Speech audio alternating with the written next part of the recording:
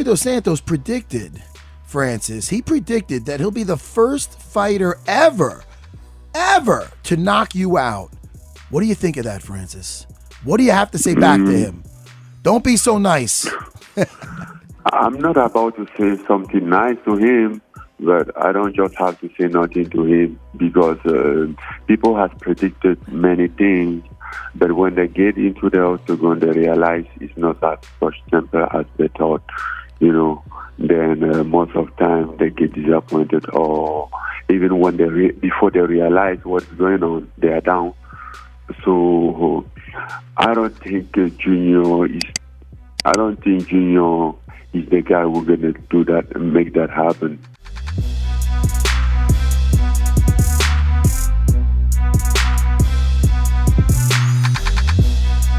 It's all up to him. This is his show. It's sort of positioned as, it really is kind of positioned as like 17th century gladiator stuff where they show, shots of him giving the thumbs up, thumbs down. It's not 100% like that, but for all intents and purposes, it's him. At this point, it's like all on him. We're not even talking about Sean Shelby and Mick Maynard. Mick Maynard wasn't even there for this show. He was in China for the opening of the Performance Institute. My issue is, so you can't begrudge someone who's making a personal decision. It's his private company. He can do whatever he wants. My issue is the reasoning given. Like if you say, look, I just didn't think it was a good fight. I wasn't impressed with him. I don't think there's a future. Fine. But if we're going to pin it all on the fact that the guy went for a takedown with 10 seconds left in the fight, 10 seconds. And earlier today, I was talking to Gilbert Melendez for Ariel and the bad guy. Chael's not there, so Gilbert stepped in. And he was like, look, when I fought Diego Sanchez, I went for broke in the last 10 seconds. When Max Holloway fought Ricardo Lamas, he pointed to the middle of the cage and went for broke. Great examples. But let's be honest, not apples to apples. In this particular case, Brendan is fighting for his career. He is trying to get, no one has ever gotten a contract off of a loss on Dana White Contender Series. So he's trying to get the W first. And at this point, 10 seconds left, he's not going to get the finish. He's not going to knock him out. The fight was pretty much wrapped up. And so to put this on the guy and say, like, this poor kid, say, like, because you went for a takedown with 10 seconds left, you're not good enough to be in the UFC, when, let's be honest, like, what does UFC caliber even mean anymore? Greg Hardy, CM Punk. You're telling me Brendan Loughnane doesn't deserve to be in there? Plus a marketable guy who has Tyson Fury behind him, all these people. He's got a great story. I just don't like the reasoning. Do you understand what I'm saying? I don't like the way it was pinned. I'm looking for killers. You have to go bell to bell, knockout, submissions, whatever it is, you have to go for the finish.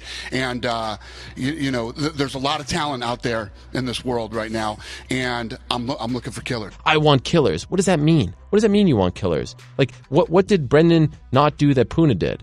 And so the whole thing just was a little hard to digest because this is mixed martial arts. And if you're going to tell people you want finishes, then just say you want to finish. And if you don't get a finish, you're probably not going to get chosen. But they don't say that, to the best of my knowledge. Maybe I missed it. Oh, we got the win. Look at the state of my face. And one more thing I want to show everyone who says you don't leave it all in there. That's me pissing raw blood.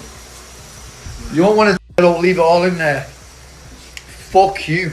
And I really don't want this to come off as disrespect, but if every fighter that was peeing blood after a fight posted a video on Instagram, I think you'd probably be surprised at the percentage of fighters that pee blood after a fight. Well, they aren't posting it, first and foremost. And second of all, I think it's because I think he felt the need to do that because he's essentially being told you're not good enough to be in the UFC. Yeah, I agree. I understand the motive for it. And or you didn't do enough. You didn't go for broke. Sorry? You're not a killer. You didn't do enough. You didn't go for broke. What do you mean you didn't do enough? The guy's peeing blood.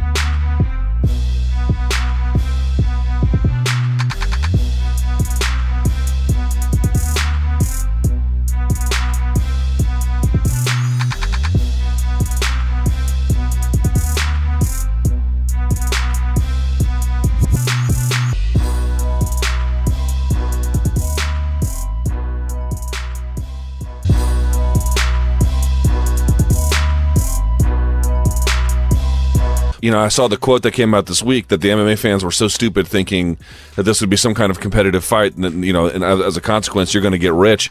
It sounds to me like part of this is you. Again, this is just my perspective, Paulie. It sounds like part of this is you versus the MMA fan and the MMA community. Do you feel that way as well? I don't feel that way, but sometimes it does feel that way. But it's not like I'm lying. Sometimes people can't handle the truth. You know what I'm saying? Like, all I'm doing is telling the truth. If people get offended by the truth, which is in today's generation seems to be a very normal thing, then, you know, it's too bad, you know. But the MMA community are the dumbest fans in sports. I mean, they literally made one of the dumbest fights into one of the richest fights ever in Mayweather-McGregor. That fight was a joke from the word go, you know, and they managed to make it sell to the point where it sold more than almost any other fight in history. So, you know, once again, they're doing the same thing. This fight's not going to sell to that extent, but it's going to make me more money than it should. You know what I'm saying? More money than a fight of this magnitude should. A fight of this magnitude shouldn't make me this much money. You know what I'm saying? But it will, because, again, thankfully, there is a fan base that's this stupid.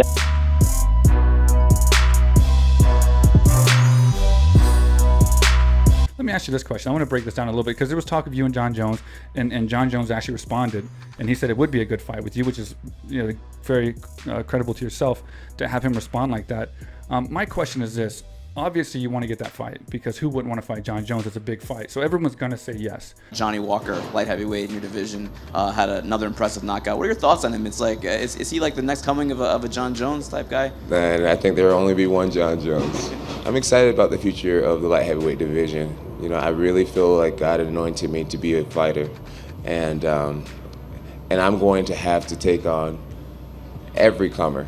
My question to you is, if you could guarantee that you could get that fight in 3 fights, so if you can have 2 more fights and then fight Jon Jones 100%, would you rather do that, or would you rather fight him now? Now, I'm saying if it's guaranteed, so you don't have to worry, because obviously you want to fight him now because you don't want nothing to happen where you don't fight him. But I'm just wondering, do you want more experience? Do you want to have a couple fights if you knew you could fight him anyway? Or do you just want to jump at the opportunity to fight him now and you think you're ready? I have experience enough to beat him already, because I cannot learn too much. No, you can learn a lot after every fight, you know. But I'm ready right now to beat him, you know. But as much as I have experience, it's better for me, you know. If I have 2 more fights, I'll be more ready, because I have 2 more camps. Right. After all my camp trains, I'd be better. I improve myself, you know. Yep. It's good. Sounds but like I can beat him right now.